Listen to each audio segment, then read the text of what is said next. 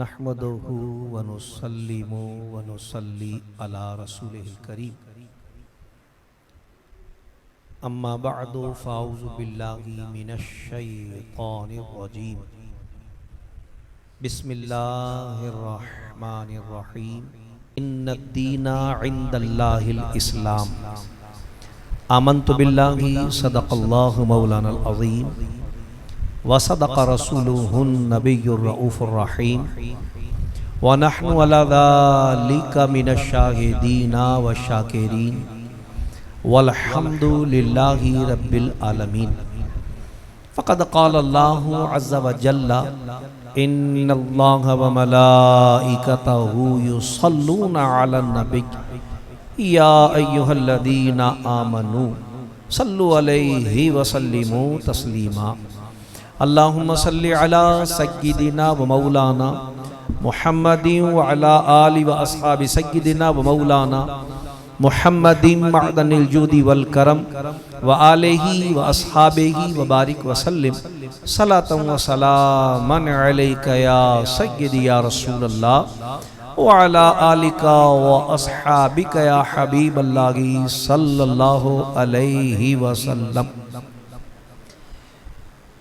مختصر حمد و صلات کے بعد اللہ تبارک و تعالیٰ کا بے پناہ شکر اور احسان، انتہائی کرم اور انعام کہ اس نے ہم گناہگاروں کو یہ عظیم سعادت عطا فرمائی کہ اس کے پیارے محبوب صلی اللہ تعالی علیہ وسلم کے ذکر کی اس مقدس اور مبارک محفل میں الحمدللہ اس کے کرم سے شریک ہے۔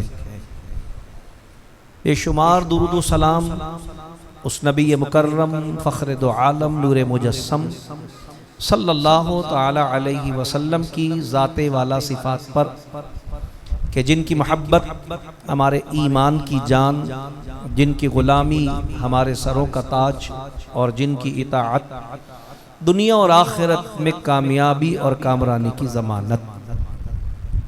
ہزاروں سلام ان کے ازواجین مطہرات، اہل بیت اطہار، صحابہ کرام، خلفائے راشدین رضوان اللہ تعالی علیہم اجمعین پر۔ حصول برکت کے لیے قرآن کریم سے انتہائی معروف آیت مقدسہ تلاوت کرنے کا شرف حاصل کیا۔ اس سے پہلے کہ تلاوت کردہ آیہ قرآنیہ کے تحت گفتگو عرض کی جائے، اللہ تعالی سے دعا ہے کہ وہ اپنے پیارے حبیب لبیب نبی کریم رؤوف الرحیم علیہ افضل الصلاۃ و تسلیم کے صدقہ طفیل مجھ گناہگار کو حق کہنے کی توفیق عطا فرمائے۔ اللہ کریم ہم تمامی اہل ایمان کو حق سن کر حق کو قبول کرنے اور اس پر عمل کرنے کی توفیق عطا فرمائے۔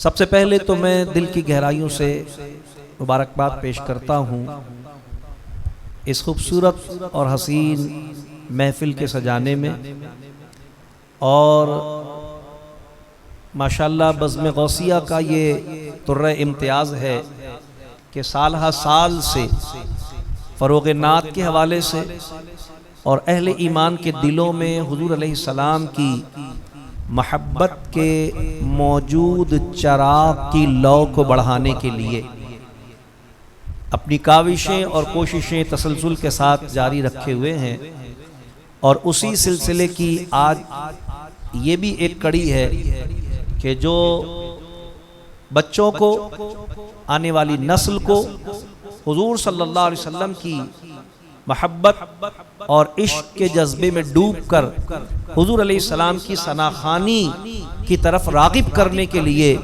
ماشاءاللہ مقابلہ نعت کا ایک سلسلہ کہ جس کے ذریعے بچوں میں شوق پیدا ہو، ان کا جذبہ بڑھے کہ وہ حضور علیہ السلام کی ثناخوانی میں خود بھی شریک ہوں اور بہتر سے بہترین انداز میں حضور علیہ السلام کی ثناخوانی کر سکیں۔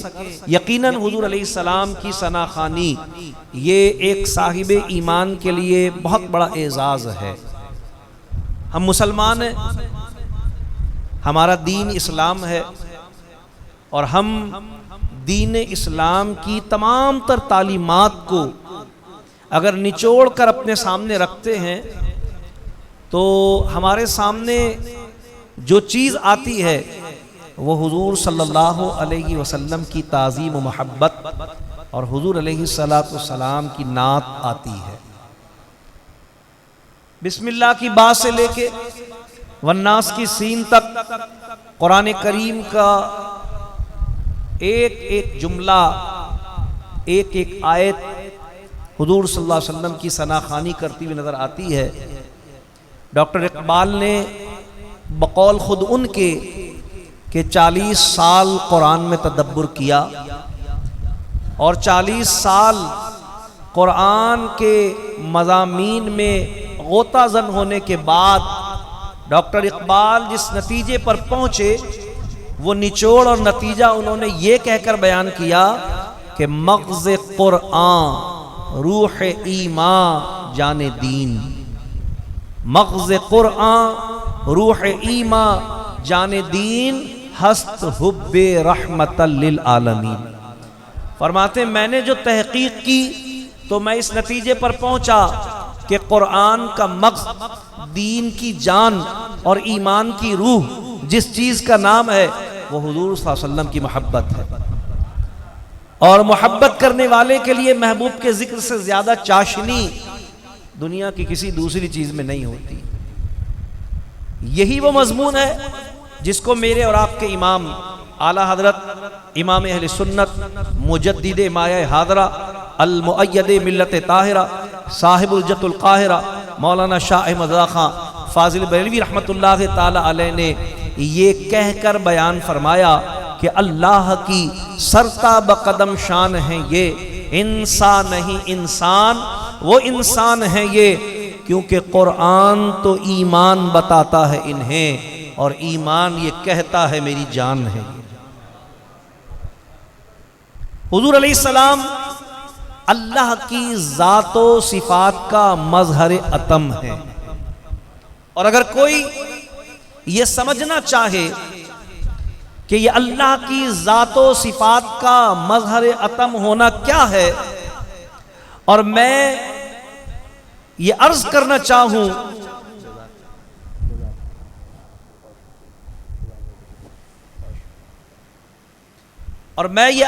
چاہوں کہ آیات قرآنیہ بالترتیب ہمیں یہ بتا رہی ہیں کہ حضور صلی اللہ علیہ وسلم ہی ساری مخلوق میں وہ ہستی ہیں، وہ پاکیزہ اور نورانی وجود ہیں جو اللہ تبارک و تعالیٰ کی ذات و صفات کا مظہر اتم ہے۔ یہ مظہر اتم کیا ہوتا ہے؟ تو میں آپ کی خدمت میں قرآن کریم کی چند آیات ایک ترتیب کے ساتھ عرض کرتا ہوں مختصر سے وقت میں، جس سے یہ واضح ہو جائے کہ کیوں اہل سنت و جماعت اپنی ہر گفتگو میں، اپنی ہر محفل میں، اپنی ہر نشست و برخاست میں حضور علیہ السلام کی محبت اور حضور علیہ السلام کی تعظیم اور ان کے ذکر کی بات کرتے ہیں۔ حضور علیہ السلام اللہ تبارک و تعالیٰ کی ذات و صفات کے مظہر اتم ہیں۔ اس کا معنی کیا ہے؟ اس کا معنی میں آپ کی خدمت میں عرض کرتا ہوں۔ دیکھیے حضور صلی اللہ تعالی علیہ وسلم کی بارگاہ میں صحابہ کرام علیہ رضوان حاضر ہیں، اور ایک خاص واقعے کے پس منظر میں حضور صلی اللہ علیہ وسلم صحابہ کرام سے بیعت لے رہے ہیں۔ صحابہ کرام حضور کی بیعت کر رہے ہیں۔ جب قرآن نے بیعت کے اس منظر کو اپنے الفاظ میں بیان کیا، ارشاد باری تعالیٰ ہوا ان الذین یبایعونک انما یبایعون اللہ۔ اللہ فرماتا ہے میرے پیارے حبیب صلی اللہ علیہ وسلم، بے شک وہ جو آپ کی بیعت کرتے ہیں وہ تو اللہ ہی کی بیعت کرتے ہیں۔ حضور اللہ کی ذات و صفات کے مظہر اتم ہے، بیعت حضور کی ہو رہی ہے، لیکن اللہ کا پاک کلام دنیا والوں کو آواز دے کر بتا رہا ہے کہ یہ بیعت جو بظاہر حضور کی ہے وہ ہو رہی ہے، در حقیقت اللہ کی بیعت ہے۔ اور اس سے اگلے مضمون کو قرآن نے اس سے بھی زیادہ جاندار اور زوردار انداز میں بیان کیا، کیونکہ ساری آنکھیں دیکھ رہی تھیں کہ صحابہ کرام حضور علیہ السلام کے دست حق پرست پر بیعت کر رہے تھے، قرآن نے صرف اس بیعت کو جو حضور سے کی جا رہی تھی اللہ کی بیعت نہیں کہا، بلکہ رب کائنات نے فرمایا ید اللہ فوق ایدیہم، ان کے ہاتھوں پر اللہ کا ہاتھ ہے۔ یعنی قرآن حضور کی بیعت کو ہی اللہ کی بیعت نہیں کہہ رہا، بلکہ قرآن تو بتا رہا ہے کہ یہ بیعت بھی اللہ کی بیعت ہے اور یہ ہاتھ بھی اللہ کا ہاتھ ہے۔ اب آنکھیں دیکھ رہی ہیں کہ ہاتھ حضور کا ہے، اب آنکھیں دیکھ رہی ہیں کہ ہاتھ حضور کا ہے، لیکن قرآن کہہ رہا ہے ید اللہ، اللہ کا ہاتھ۔ یہ بات کب سمجھ میں آئے گی اور یہ بات کسے سمجھ میں آئے گی اور یہ بات کیسے سمجھ میں آئے گی کہ ہاتھ حضور کا ہے؟ وہ ذات جو ہاتھ اور پاؤں سے پاک ہے وہ حضور کے ہاتھ کو اپنا ہاتھ کہہ رہی ہے۔ تو دراصل بندوں کو بتانا مقصود ہے کہ میں تو ہاتھ سے پاک ہوں، لیکن اگر کوئی میرا ہاتھ دیکھنا چاہتا ہے تو میرے محبوب کا ہاتھ دیکھ لے۔ میں تو ہاتھ سے پاک ہوں، لیکن کوئی مجھ سے ہاتھ ملانا چاہتا ہے نا تو میرے محبوب سے ہاتھ ملا لے۔ میں تو ہاتھ سے پاک ہوں، لیکن کوئی میرے ہاتھ کو چھونا چاہتا ہے تو میرے محبوب کے ہاتھ کو چھو لے۔ فرمایا ید اللہ فوق ایدیہم، ان کے ہاتھوں پر اللہ کا ہاتھ ہے۔ اور قرآن نے صرف حضور کی بیعت کو ہی اللہ کی بیعت نہیں کہا، قرآن نے صرف حضور کے ہاتھ کو ہی اللہ کا ہاتھ نہیں کہا، بلکہ جب کبھی حضور علیہ السلام نے اپنے اس مبارک ہاتھ سے کوئی کام کیا، مثال کے طور پر غزوہ بدر کے موقع پر حضور علیہ السلام نے زمین سے مٹی اٹھائی اور کافروں کی طرف پھینکی، ید اللہ کی برکتیں ایسی تھیں کہ حضور کے ہاتھ میں آنے کی برکت سے اور حضور کے ہاتھ کا لمس پانے کی برکت سے یہ مٹی، یہ خاک کے ذرے علم والے بھی ہو گئے، عقل والے بھی ہو گئے، علم والے بھی ہو گئے اور عقل والے بھی ہو گئے۔ کیسے علم والے اور عقل والے ہو گئے؟ صحابہ کرام فرماتے ہیں حضور علیہ السلام نے زمین سے مٹی اٹھائی، کافروں کی طرف پھینکی، مسلمان اور کافر باہم گتھم گتا ہے، لڑائی ہو رہی ہے، لیکن جب سرکار نے مٹی پھینکی تو ہم یہ دیکھ کر حیران تھے کہ کوئی ایک کافر بھی ایسا نہ تھا جس کی آنکھ میں وہ مٹی نہ گئی ہو، اور کوئی ایک مومن بھی ایسا نہ تھا جس کی آنکھ میں وہ کنکر گیا ہو۔ خاک کے ان ذروں کو مومن اور کافر کی پہچان بتائی کس نے؟ خاک کے ان ذروں کو ایمان اور کفر کی شناخت ہوئی کیسے؟ خاک کے یہ ذکر عقل و شعور اور علم کی آگہی کی منزل پر کیسے پہنچے؟ ماننا پڑے گا کہ وہ ذات جو اللہ کی ذات و صفات کا مظہر عتم ہے، ان کے وجود پاک سے جسے نسبت ہو جاتی ہے وہ علم والا، عقل والا، ایمان والا، برکت والا اور عزت والا ہو جاتا ہے۔ حضور اللہ کی ذات و صفات کا مظہر عتم ہے۔ اللہ فرما رہا ہے، قرآن نے جب اس واقعے کا ذکر کیا، مٹی حضور نے پھینکی، کافروں کی طرف پھینکی، سب کی آنکھوں نے دیکھا، سب نے مشاہدہ کیا کہ سرکار نے مٹی پھینکی ہے، کافروں کی طرف پھینکی ہے، لیکن جب قرآن نے اس واقعے کو بیان کیا، اللہ نے فرمایا وَمَا رَمَيْتَا اِذْ رَمَيْتَا وَلَٰكِنَّ اللَّهَ رَمَا۔ اے میرے محبوب، وہ مٹی جو آپ نے پھینکی، جو آپ نے پھینکی، جب آپ نے پھینکی تو آپ نے نہ پھینکی وَلَٰكِنَّ اللَّهَ رَمَا، بلکہ وہ تو آپ کے پروردگار نے پھینکی۔ گویا قرآن اس بات کو واضح کر رہا ہے کہ حضور علیہ السلام اللہ کی ذات و صفات کے ایسے مظہر عتم ہے کہ حضور کی بیعت اللہ کی بیعت ہے، حضور کا ہاتھ اللہ کا ہاتھ ہے اور حضور کا کام اللہ کا کام ہے۔ جب حضور علیہ السلام کلام کرتے ہیں نا، گفتگو کرتے ہیں، میں اور آپ بھی گفتگو کرتے ہیں، ہم اپنی مرضی سے گفتگو کرتے ہیں، اور کیونکہ ہم اپنی مرضی سے بولتے ہیں اسی لیے صحیح بھی بولتے ہیں اور غلط بھی بولتے ہیں، اچھا بھی بولتے ہیں اور برا بھی بولتے ہیں۔ لیکن حضور علیہ السلام جب کلام کرتے ہیں، جب گفتگو کرتے ہیں تو اللہ تبارک و تعالیٰ کی ذات و صفات کا مظہر عتم ہونے کا اظہار کس طرح ہوتا ہے کہ گفتگو تو سرکار کر رہے ہیں، بات تو سرکار کر رہے ہیں، الفاظ و آواز و انداز تو سرکار کا ہمیں نظر آ رہا ہے، لیکن رب کائنات فرماتا ہے وَمَا يَنْتِقُ عَنِ الْهَوَىٰ، ہمارا یہ محبوب اپنی خواہش سے بولتا ہی نہیں. ہمارا یہ محبوب اپنی خواہش سے نہیں بولتا. مولا یہ اپنی خواہش سے نہیں بولتا تو پھر کب بولتا ہے؟ اس کے بولنے کی کیفیت کیا ہوتی ہے؟ یہ کب کلام کرتا ہے؟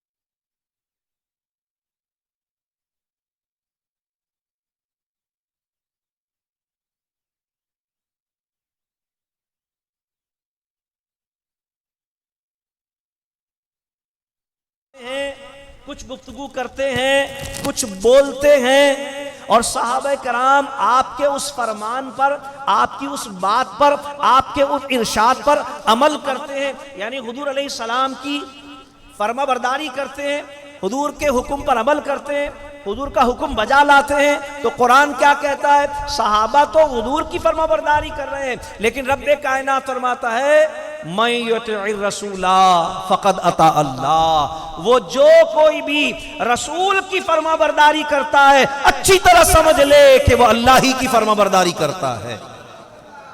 تو حضور علیہ السلام اللہ تبارک و تعالیٰ کی ذات و صفات کا ایسا مظہر عتم ہے کہ حضور علیہ السلام کی بیعت اللہ کی بیعت ہے، حضور کا ہاتھ اللہ کا ہاتھ ہے، حضور کا فعل اللہ کا فعل ہے، حضور کا قول اللہ کا قول ہے، حضور کی اطاعت اللہ کی اطاعت ہے. اور میں نے یہ ساری باتیں آیات قرآنیہ سے اس لیے عرض کی کہ یہ کسی مفتی کا فتویٰ نہیں ہے، یہ نعت کا شعر نہیں ہے، یہ مثنوی کی حکایت نہیں ہے، حدیث بھی نہیں ہے کہ کوئی ضعیف کہہ کے آگے بڑھ جائے. اللہ کا کلام ہے، کوئی نہ مانے تو منکر قرآن کہلائے گا. رب کائنات کا قرآن ایک ایک لفظ و حرف کے ساتھ پکار کر بتا رہا ہے کہ اگر اللہ کی حمد کرنے ہیں تو اس کے محبوب کی نعت پڑھنی ہو. تو الحمدللہ یہی وجہ ہے کہ اہل سنت و جماعت کی ہر گفتگو، ہر نشست و برخاست اور ہر محفل اللہ اور اس کے حبیب علیہ السلام کے ذکر کے ساتھ منور و روشن ہوتی ہے. خوش نصیب ہیں وہ لوگ جنہیں اللہ اپنے محبوب علیہ السلام کے ذکر کی سعادت عطا فرماتا ہے. خوش نصیب ہوتے ہیں وہ لوگ جنہیں اللہ تبارک و تعالیٰ اپنے حبیب علیہ السلام کے ذکر کی برکتیں عطا فرماتا ہے. ماشاءاللہ ہمارے یوسف اجمیری صاحب بڑے قابل مبارکباد ہیں. ایک زندگی بسر کر دی حضور علیہ السلام کے ذکر کے فروغ کے لیے، اور یہ سرکار کے ذکر کا فروغ، سرکار کے ذکر کی بلندی میں کوشش اور جد و جہد ہم نہیں بڑھا سکتے. ان کا ذکر تو ان کا رب بڑھانے والا ہے، ہم تو اس میں حصے دار بنتے ہیں. ہم اپنی ہمت، اپنی کوشش اس میں شامل کرتے ہیں، اور اللہ کا انعام ہے یہ کہ ہم اور آپ حضور کا ذکر بلند نہیں کر سکتے، وہ تو اللہ نے بلند کیا ہوا ہے، وہ تو اللہ بلند فرما رہا ہے. لیکن جب ہم حضور علیہ السلام کا ذکر بلند کرنے کی کوشش کے لیے خود کو وابستہ کرتے ہیں اور ماضی کی طرف دیکھتے ہیں کہ جس نے حضور کے ذکر کی بلندی کے لیے جد و جہد اور کوششیں کی، اللہ نے ان کے ذکر بھی بلند فرما دیے، اللہ نے اس کے تذکرے بلند فرما دیے. آج اگر دنیا میں امام اعظم کا تذکرہ ہے، آج اگر دنیا میں غوث اعظم کا تذکرہ ہے، آج اگر دنیا میں علماء اور مشائخ کے تذکرے ہیں، اگر خواجہ صاحب کے تذکرے ہیں، بابا صاحب کے تذکرے ہیں، تو یہ تذکرے اسی لیے ہیں کہ انہوں نے ساری زندگی سرکار کے ذکر کی بلندی کے لیے وقف کر دی. تو الحمدللہ یہ اللہ تبارک و تعالی کا انعام ہے، اعزاز ہے. اور بزم غوثیہ کے لیے یہ بات شکر کا سبب بھی ہے اور فخر کا سبب بھی ہے کہ اللہ تعالیٰ نے ہمیں اور بے شمار دوسرے مصروفیات سے بچا کر اپنے اور اپنے حبیب علیہ السلام کے ذکر کی مصروفیت عطا فرمائی ہے. میں مبارکباد پیش کرتا ہوں آپ تمام احباب کو بھی جو اس سفر فروغ نعت میں ہمارے یوسف بھائی کے ساتھ ہیں، اور مبارکباد پیش کرتا ہوں تمام بچوں کو بھی کہ جن کا جذبہ ایمانی ان کو راغب کرتا اس طرف کہ وہ اللہ کے پیارے حبیب صلی اللہ تعالی علیہ وسلم کے ذکر کو فروغ دیں، سرکار کا تذکرہ کریں، کیونکہ سرکار کا ذکر عین اللہ کا ذکر ہے. حضور اللہ کی ذات و صفات کے مظہر عتم ہے، میں نے بتا دیا آپ کو، آیات قرآنیہ سے سنا دیا میں نے آپ کو. اور سرکار علیہ السلام خود اپنی زبان حق ترجمان سے فرماتے ہیں، صحیح مسلم شریف کی حدیث ہے، سرکار نے فرمایا من رآنی فقد رأى الحق، اے لوگوں سن لو، جس کسی نے مجھے دیکھا اس نے حق تعالیٰ کو دیکھا. تو صرف حضور کی بیعت اللہ کی بیعت نہیں ہے، صرف حضور کا ہاتھ اللہ کا ہاتھ نہیں ہے، صرف حضور کا فعل اللہ کا فعل نہیں ہے، صرف حضور کا حکم اللہ کا حکم نہیں ہے، صرف حضور کی فرما برداری اللہ کی فرما برداری ہے. حضور تو بتا رہے ہیں کہ میرا دیکھنا بھی اللہ کا دیکھنا ہے. خوش نصیب ہے وہ لوگ کہ جو سرکار کا ذکر کرتے ہیں، کیونکہ سرکار کا ذکر ہمارا ایمان ہے، اللہ کا ذکر ہے. کیونکہ ہر محبت کرنے والا، بڑی سائیکولوجیکل بات ہے، ہر محبت کرنے والا اپنے محبوب کا ذکر سن کر خوش ہوتا ہے، اور حضور اللہ کے محبوب صلی اللہ علیہ وسلم. تو کیسے ممکن ہے کہ کوئی صاحب ایمان حضور کا ذکر کرے اور اللہ اس سے راضی نہ ہو صاحب ایمان حضور کی عقیدت و محبت دل میں رکھتا ہو اور اللہ کی خوشنودی اسے حاصل نہ ہو. رب کائنات تو اپنے پیارے حبیب صلی اللہ تعالی علیہ وسلم کو محبوب رکھتا ہے، اور فطرت محبت یہ ہے اور قانون محبت یہ ہے کہ جس کی محبت ہوتی ہے اس کا ذکر محبوب ہوتا ہے. اور حضور کے ذکر کی برکت اور حضور کی محبت کا ثمر، آخری بات عرض کرتا ہوں، قیامت کے دن نصیب ہوگا. دنیا میں تو جو ہے قیامت کے دن نصیب ہوگا. کیونکہ صحابی رسول، صحیح بخاری شریف کی حدیث ہے، سرکار کی محفل میں کھڑے ہوئے، عرض کی یا رسول اللہ ذرا ارشاد فرمائیے، ذرا بتا دیجئے کہ قیامت کب آئے گی. حضور علیہ السلام خاموش رہے، اور کسی اور گفتگو میں آپ مصروف ہوئے، کسی اور کی بات کا جواب دیا. اور جب باقی لوگ فارغ ہو گئے تو سرکار ان کی طرف متوجہ ہوئے. سرکار نے فرمایا کون پوچھ رہا تھا قیامت کب آئے گی؟ فرمایا لبیک یا رسول اللہ. یا رسول اللہ میں پوچھ رہا تھا، ذرا ارشاد فرما دیجئے کہ قیامت کب آئے گی. سرکار علیہ السلام نے فرمایا بھائی قیامت تو جب آئے گی تو آئے گی، یہ بتاؤ تم نے قیامت کی کیا تیاری کی ہے. بھئی کوئی بچہ اگر اپنے ٹیچر سے بار بار پوچھے کہ سر ٹیسٹ کس دن ہوگا، سر ٹیسٹ کس دن ہوگا، تو استاد یہی کہے گا نا کہ بھئی تم نے کتنی تیاری کی ہے یہ بتا، تجھے اتنی فکر ہو رہی ہے تو تیاری کیا کی ہے تم نے، یہی سوال ہوگا. تو وہ صحابی رسول تھے، انہوں نے سرکار سے پوچھا یا رسول اللہ فرمائیے قیامت کب آئے گی، اس یقین کے ساتھ کہ میرے آقا اللہ کی عطا سے سب کچھ جانتے ہیں، اس یقین کے ساتھ. کیونکہ قرآن نے کہا وَعَلَّمَكَ مَا لَمْ تَكُنْ تَعْلَمْ، محبوب آپ جو کچھ نہ جانتے تھے آپ کے رب نے آپ کو سب کچھ سکھا دیا. تو کوئی یہ نہ سمجھے کہ حضور نے اگر بتایا نہیں کہ قیامت کب آئے گی اور دن تاریخ پر آگاہی نہیں دی تو اس کا مطلب حضور جانتے نہیں تھے. جن بے وقوفوں نے یہ سمجھا انہیں جاننا چاہیے کہ ان پاگلوں کو یہ بات کس نے بتائی ہے کہ قیامت جمعے کے دن قائم ہوگی. ان پاگلوں کو یہ بات کس نے بتائی ہے کہ قیامت 10 محرم کو قائم ہوگی. ان پاگلوں کو یہ بات کس نے بتائی ہے کہ قیامت سے پہلے یہ واقعات ہوں گے. وہ تو ایک لمحہ، ایک دن اور تاریخ اور ایک خاص رمز ہے جو اللہ کے اذن سے حضور نے پوشیدہ رکھا ہے. کیونکہ حضور تو اللہ کے اذن سے بات کرتے، اللہ وحی کرتا ہے تو حضور کلام کرتے، اللہ کی منشا کے بغیر کلام نہیں کرتے. تو صحابی نے پوچھا یا رسول اللہ قیامت کب آئے گی؟ سرکار علیہ السلام نے فرمایا قیامت تو جب آئے گی تو آئے گی، یہ بتاؤ تم نے قیامت کی کیا تیاری کی ہے. عرض کی یا رسول اللہ حالانکہ صحابی تھے، ان سے بڑھ کر نمازیں کس کے پاس ہوں گی اور ان سے مقبول نمازیں کس کی ہوں گی، ان سے بڑھ کر روزے کس کے پاس ہوں گے اور ان سے مقبول روزے کس کے ہوں گے، ان سے بڑھ کر عبادات.